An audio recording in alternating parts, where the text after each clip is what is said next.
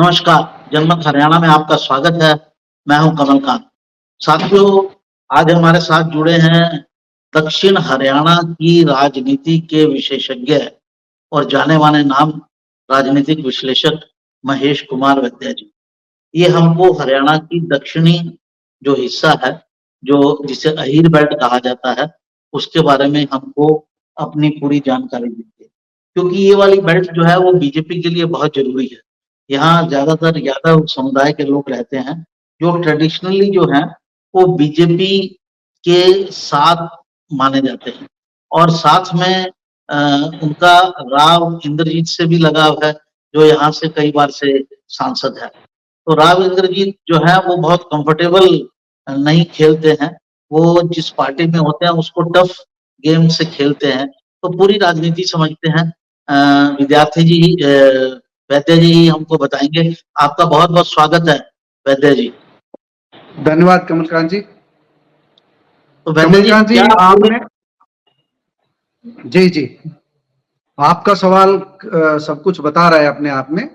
तो अहीरवाल की, दक्षिण हरियाणा की, दोनों की राजनीति थोड़ा-थोड़ा अलग है।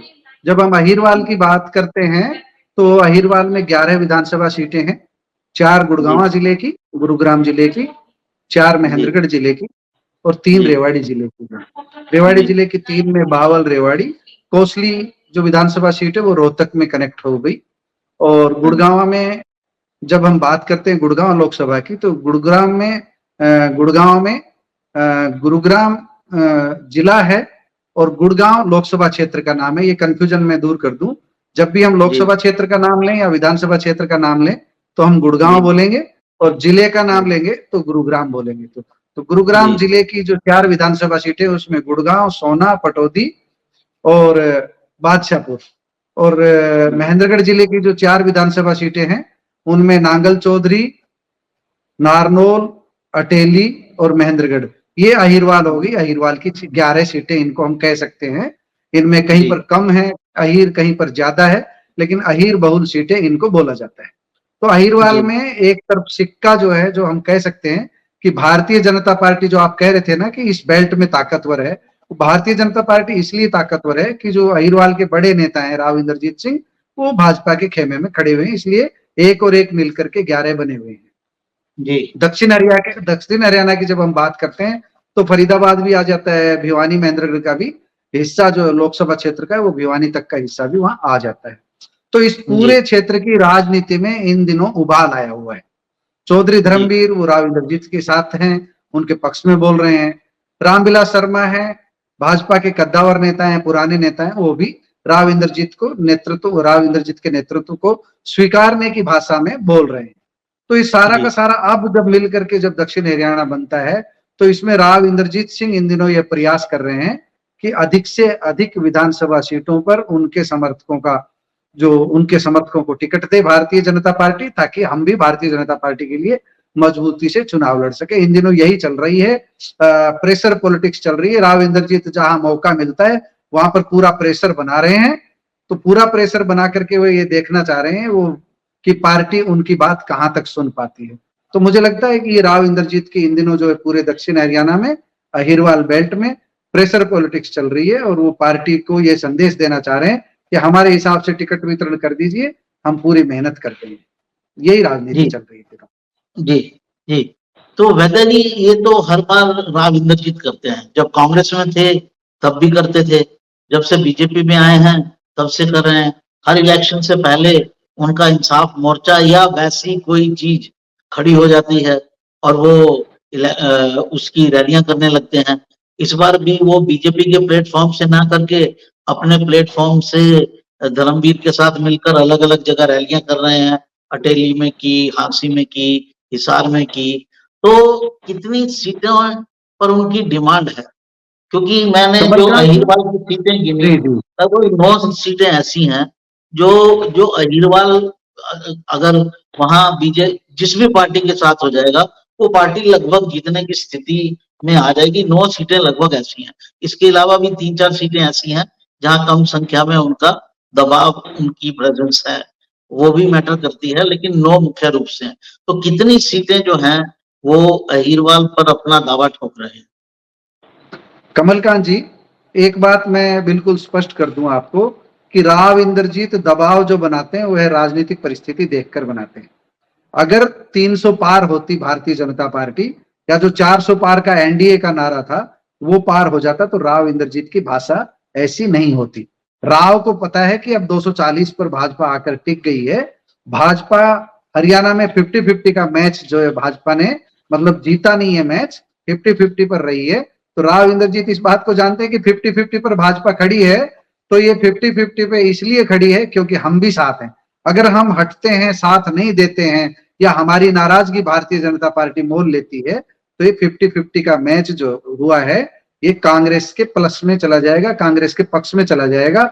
इसलिए सही मौका देख करके, कांग्रेस के साथ जब आंख दिखा रहे थे तब भी वे सही मौका देख रहे थे, भारतीय जनता पार्टी को आंख दिखाते हैं तब भी वे सही मौका देखते हैं, लेकिन एक सावधानी बरतते हैं, केंद्रीय नेतृत्व के प्रति पूरा प्यार दिखाते हैं, पूरा आदर दिखाते हैं और राज्य नेतृत्व को हड़काते हैं। ये राव स्टाइल है, इसी स्टाइल पर वो आगे बढ़ रहे हैं।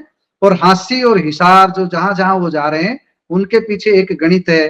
कहीं उन्हें यादव महासभा बुलाती हैं, कहीं दूसरे संगठन बुलाते हैं, उनके पीछे एक सीधा गणित है। वो अपने समर्थकों को कहते हैं कुएं के मेंढक बनकर रहने की जरूरत नहीं है, बाहर जी निकलो।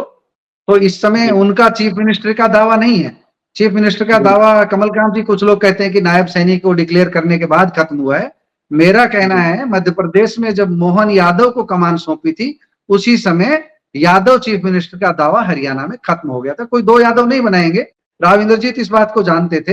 लेकिन अमित शाह अगर महेंद्रगढ़ की जनसभा में, पिछड़ा वर्ग सम्मेलन में नायब सैनिक के नेतृत्व की बात नहीं करते, बंद मुट्ठी रहती, तो शायद राव अपने समर्थकों को ज्यादा मजबूती से संदेश दे सकते कि उनके चीफ मिनिस्टर बनने के चांस अब भी जिंदा है।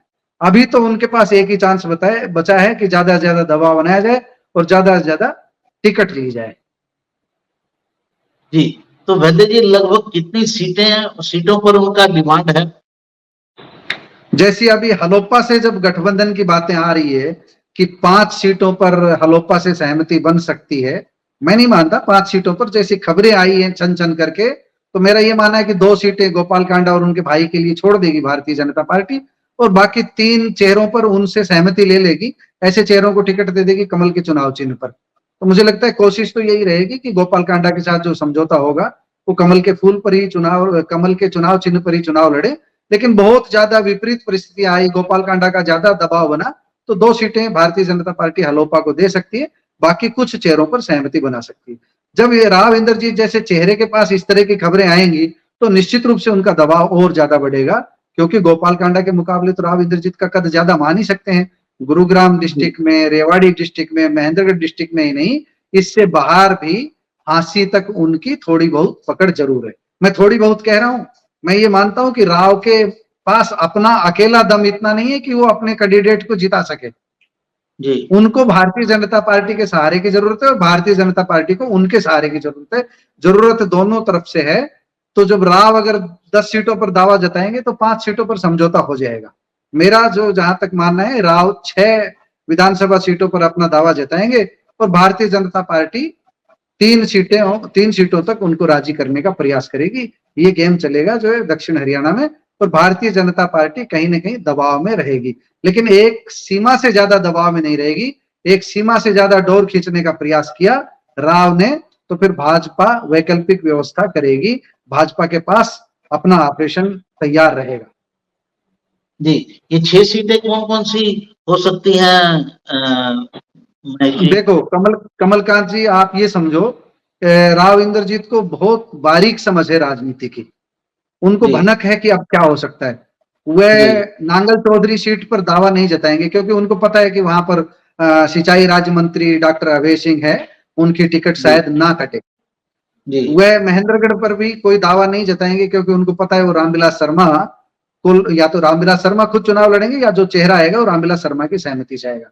इसलिए जी महेंद्रगढ़ जिले में अटेली और नारनौल सीट पर अपना दावा जताएंगे। इसी तरह जी रेवाड़ी में बावल सीट पर अपनी दावेदारी नहीं जताएंगे, क्योंकि वे जानते हैं कि पार्टी वहां पर डॉक्टर बनवारी लाल को ही तीसरी बार चुनाव मैदान में उतार सकती है। ऐसा राव जी का सोचना होगा, ऐसा मेरा मानना है। तो इसलिए बावल पर दावेदारी नहीं जताएंगे, क्योंकि बावल में अगर डॉक्टर बनवारी लाल को टिकट दी जाएगी तो भी जी उन्हीं का आदमी है। उनको कोई जी असर नहीं पड़ेगा। तो रेवाड़ी जिले में वो 2 टिकटों पर दावा जताएंगे। एक तो अपनी परंपरागत जो कोसली सीट है, जिन पे वो उनकी कर्म भूमि रही थी परिसीमन से पूर्व, जाटूसाना था, जी सालावास था, उस समय कोसली जी उनकी कर्म भूमि रही थी, इसलिए एक सीट कोसली और दूसरी सीट रेवाड़ी। रेवाड़ी में पिछली बार 2019 में उन्होंने सुनील मूसेपुर को मैदान में उतारा था, 1200-1300 वोटों से वो चुनाव हार गए थे। तो जी 2 सीटें रेवाड़ी होगी, कोसली और रेवाड़ी, और 2 सीटें महेंद्रगढ़ जिले में होगी, जी महेंद्रगढ़ जिले में होगी अटेली और नारनौल। इसी तरह 2 जी सीटें वह बादशाहपुर और पटौदी, वो गुड़गांव जिले में, गुरुग्राम जिले में मांगेंगे। गुड़गांव विधानसभा सीट पर दावा नहीं करेंगे, सोना सीट पर दावा नहीं करेंगे। पार्टी उनकी सहमति लेना चाहेगी, उनकी मदद लेना चाहेगी तो अपनी सहमति दे देंगे। ये 6 सीट मांगेंगे। इन 6 सीटों में मुझे लगता है बादशाहपुर में राव नरवीर सिंह को इस बार काटना बहुत मुश्किल होगा, लेकिन राव अगर अड़ेंगे तो क्या होगा ये पार्टी को फैसला लेना होगा। तो ये 6 सीटें जी मैंने बताई। मुझे लगता है इन 6 सीटों में से 3 सीट भारतीय जनता पार्टी राव इंद्रजीत के कहने पर दे देगी, उनकी बेटी को भी इस बार टिकट दे देगी, ऐसा मेरा मानना है। जी उनकी बेटी कौन सी सीट पर टिकट लड़ सकती है? वहां उनकी उनकी क्या बेटी ने अभी डिमांड है? अपने पत्ते नहीं खोले हैं। अटेली, कोसली और बादशाहपुर, इन 3 विधानसभा सीटों में से किसी एक पर वह चुनाव लड़ सकती है, ऐसा मेरा मानना है। जी तो कुल जमा जो है वो उनका विरोध किस किस कैंडिडेट के प्रति है? एक तो राव नरवीर के प्रति है, एक कापड़ीवास देखिए, के प्रति है। कुछ दिन से राव इंद्रजीत के जो भाषण आ रहे हैं, राव नरवीर का वो सीधे नाम लेकर के कोई भी विरोध नहीं करते हैं। लेकिन जी राव इंद्रजीत के निशाने पर राव नरवीर रहे हैं, इसमें कोई दो राय नहीं है। राव नरवीर सिंह हैं, और लोकल पॉलिटिक्स में बात करें तो रेवाड़ी में अरविंद यादव हैं, सतीश यादव हैं, रणधीर कापड़ीवास हैं। ये राव इंद्रजीत के एकदम खुल करके विरोध में माने जाते हैं। तो राव जी इंद्रजीत चाहेंगे कि इन चेहरों को टिकट न लेने दें, लेकिन जी पार्टी चाहेगी कि राव को जो 3 सीटें या 2 सीटें या 4 सीटें दी जाए, राव अपनी उन सीटों से संतोष करें, और जहां पर पार्टी अपनी इच्छा से चुनाव लड़वाना चाहे वहां राव दखल न दें, ऐसा पार्टी चाहेगी। इसमें कितनी सफलता मिलेगी कितनी नहीं, ये समय बताएगा। जी इसमें से दो चेहरे तो पार्टी के काफी प्रिय लगते हैं। राव नरवीर और कापड़ीवास तो बहुत लंबे समय से पार्टी में काम कर रहे हैं। 2014 से ही उनका जो है दावा रहा है। तो इन लोगों को क्या लगता है आपको, पार्टी इन दोनों के पक्ष में खड़ी होगी? रणधीर कापड़ीवास के साथ एक नेगेटिव पॉइंट ये है कि उन्होंने 2019 में पार्टी के अधिकृत उम्मीदवार के खिलाफ चुनाव लड़ा था। उनको पार्टी अभी थोड़े दिन पहले ही शामिल किया, लोकसभा चुनाव से पहले ही उनको दोबारा भारतीय जनता पार्टी में शामिल किया है, इसलिए उनके साथ ये नेगेटिव पॉइंट है। वो चुनाव नहीं लड़ते उस बार तो कापड़ीवास की स्थिति ज्यादा मजबूत रहती। और मनोहर लाल की सभा थी मोती चौक पर लोकसभा चुनाव के दौरान, वहां मोती चौक पर सार्वजनिक रूप से तत्कालीन चीफ मिनिस्टर ने ये कहा था कि कापड़ीवास जी अब आप मार्गदर्शक की भूमिका में रहिए। तो इससे मुझे लगता है कि कापड़ीवास को नहीं इस बार जो पार्टी जो टिकट देगी। लेकिन एक बात मैं जब भी कह रहा हूं कि जब बाद में दरिया में काफी पानी बह गया है और कापड़ीवास जो जो टिकट मांग रहे हैं रेवाड़ी से जितने भी चेहरे, उनमें कापड़ीवास किसी से कमजोर नहीं है। मैंने एक सर्वे करवाया था, ऑनलाइन सर्वे था, हालांकि वो 100% सही तो हम क्लेम नहीं कर सकते, लेकिन काफी कुछ अंदाजा मिलता है। इसमें कापड़ीवास जो थे वो सबसे कोसों आगे थे। लगभग 50% से ज्यादा वोट जो है वो कापड़ीवास को पड़े थे। 2,500-2,000 का एक वो सर्वे आपके था। सर, आपने जो सर्वे करवाया मुझे नहीं पता उसकी जानकारी, लेकिन रणधीर कापड़ीवास के साथ मुकेश कापड़ीवास, रणधीर कापड़ीवास का वैकल्पिक व्यवस्था यह है कि अगर मुझे बूढ़ा मानते हो तो मेरे पास जवान लड़का तैयार है, मुकेश कापड़ीवास तैयार है। कापड़ीवास अपनी तरफ से मुकेश कापड़ीवास को आगे करेंगे अगर ऐसी परिस्थिति आई तो। लेकिन टिकट की दावेदारी में 2 ही चेहरे रहेंगे मेरा जहां तक मानना है। एक तो प्रो राव और एक एंटी राव, जो अहिरवाल की राजनीति में हम बात करते हैं। या तो ये टिकट राव इंद्रजीत को सौंपी जाएगी या फिर राव इंद्रजीत से सहमति ली जाएगी। और अगर राव इंद्रजीत ज्यादा जिद पर अड़ेंगे, पार्टी की राव से अनबन रही, तो फिर जब राव को साइड लाइन किया जाएगा तो जो राव इंद्रजीत के धुर विरोधी हैं उन सबको पार्टी आगे कर देगी, तब किसी का भी दाव लग सकता है। जी एक चीज और बताएं जरा, हमको समझाएं कि ये जो राव साहब अपनी अलग से रैलियां चला रहे हैं, अपनी अलग से डफली बजा रहे हैं, इसको लेकर क्या पार्टी ने कोई संज्ञान लिया है? क्या पार्टी ने उनसे कहा है कि ये अलग से रैलियां क्यों जो करना है पार्टी प्लेटफॉर्म पर करिए, क्योंकि ये जनरली बीजेपी में इस चीज को लाइक नहीं किया जाता है कि कोई भी नेता अपनी अलग से पार्टी प्लेटफॉर्म से हट के अपनी अलग से रैलियां करे और अपने अलग से प्रोग्राम करे। राव इंद्रजीत के मामले में ये अपवाद है। राव इंद्रजीत जो है जब 2019 में थे, जब भी वो पटोदा में जो ओम प्रकाश धनखड़ के गृह क्षेत्र में जाकर के रैली करके आए थे, पटोदा में रैली की थी उन्होंने, और महेंद्रगढ़ को और रेवाड़ी को और गुड़गांव को उनकी कर्मभूमि ही माना जाता है। इसलिए जब ये यहाँ रैली करने जाते हैं तो धन्यवाद करने जाते हैं, तो उनके पीछे एक लॉजिक होता है। धर्मवीर के लिए उन्होंने लोकसभा चुनाव में रैलियां की, तो उनके पास ये बात कहने के लिए मैं मतदाताओं का धन्यवाद करने जा रहा हूं। जो आदमी क्राउड कैचर है, जो आदमी चुनाव जितवाता है, उसको धन्यवाद देने का अधिकार तो है ही। इस बात को पार्टी कंसीडर कर रही है, इसको अपवाद मान लेते हैं। अपवाद इसलिए मान लेते हैं कि भारतीय जनता पार्टी के पास कोई दूसरा ऐसा व्यक्तिगत जनाधार वाला नेता मुझे बता दीजिए जो होता हो, जो जनाधार रखता हो और जो चुनाव जितवाने की क्षमता रखता हो। जब इनको धन्यवाद देने के लिए रोहतक में एक रैली बुलाई गई थी सांसदों, जीते सांसदों के लिए, उनको उनका अभिनंदन करने के लिए थी, ये उसमें तो नहीं गए थे, लेकिन ये अलग से करते हैं। खैर ये कोई बड़ा विषय नहीं है। दूसरा, क्या आपको लगता है कि उसमें राव नहीं पहुंचे, वो आपकी बात सही है। रोहतक में जो अभिनंदन था उसमें राव इंद्रजीत नहीं पहुंचे, और राव इंद्रजीत का नहीं पहुंचना ये संदेश देना था कि मैं नाराज हूं। वो अपनी नाराजगी हाईकमान तक पहुंचा रहे हैं। इसका असर आपको केंद्रीय विश्वविद्यालय महेंद्रगढ़ में जो पिछड़ा वर्ग का सम्मेलन था उसमें देखा होगा। अमित शाह ने किस तरह राव इंद्रजीत को फ्रंट फुट पर लिया, आगे आइए, अपने साथ जो खड़ा किया, उनका अभिनंदन किया, उनको बताया कि ये गुड़गांव से लेकर के और यहाँ नागर चौधरी तक इनका प्रभाव है। जी, लेकिन राव डोर को ज्यादा खींचेंगे, मैं दोबारा आपको बता रहा हूं, राव डोर को ज्यादा खींचेंगे तो भारतीय जनता पार्टी एक सीमा तक समझौता करने के लिए तैयार है, उससे आगे समझौता नहीं करेगी। जी, एक चीज और बताइए कि ये दक्षिण हरियाणा में या जो अहिरवाल की बेल्ट है, इसके अंदर खास तौर से बीजेपी की अभी क्या स्थिति है? क्या कोई एंटी इनकम्बेंसी वर्क कर रहा है? लोकसभा के जो रिजल्ट देखें तो हल्का सा एंटी इनकम्बेंसी तो है, लेकिन हार की स्थिति नहीं है। देखो कमलकांत जी, बहुत सीधा सा गणित है, इसमें ज्यादा दिमाग लगाने की जरूरत नहीं है। लोकसभा का चुनाव परिणाम रहा 50-50, गुड़गांव और बादशाहपुर। गुड़गांव में 1.25 लाख से भारतीय जनता पार्टी जीती, 1,21,000 से बादशाहपुर में, और गुड़गांव में 1 लाख से ज्यादा वोटों से जीती है। जो अहिरवाल की जितनी भी सीटें हैं उनमें बावल, रेवाड़ी, पटौदी, सोहना, सब सीटों पर भारतीय जनता पार्टी को बढ़त मिली। इस बढ़त में राव इंद्रजीत प्लस बीजेपी दोनों का योगदान। जब हम दोनों को योगदान को एक मान करके देखते हैं तो लगता है भारतीय जनता पार्टी का प्रदर्शन अच्छा रहा है।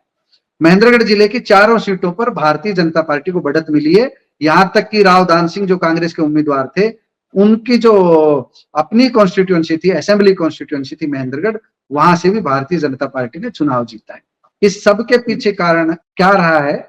नरेंद्र मोदी भी एक बड़ा कारण रहा है।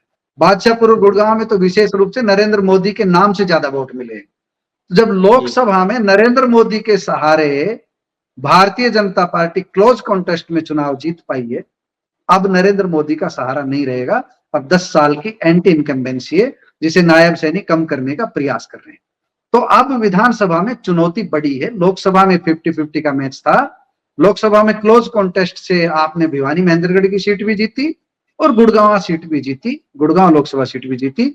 विधानसभा में इन सभी 11 सीटों पर आपको मुकाबले देखने को मिलेंगे और मुकाबले रोचक होंगे। अगर टिकटों का बंटवारा सही ढंग से नहीं हुआ तो कांग्रेस यहां भारी पड़ जाएगी, और टिकटों का बंटवारा सही ढंग से हुआ तो भारतीय जनता पार्टी अहिरवाल बेल्ट में 2014 की तरह, 2019 की तरह, 2014 जैसा तो नहीं आएगा, पर 2019 या उससे थोड़ा सा न्यूनाधिक प्रदर्शन कर सकती है।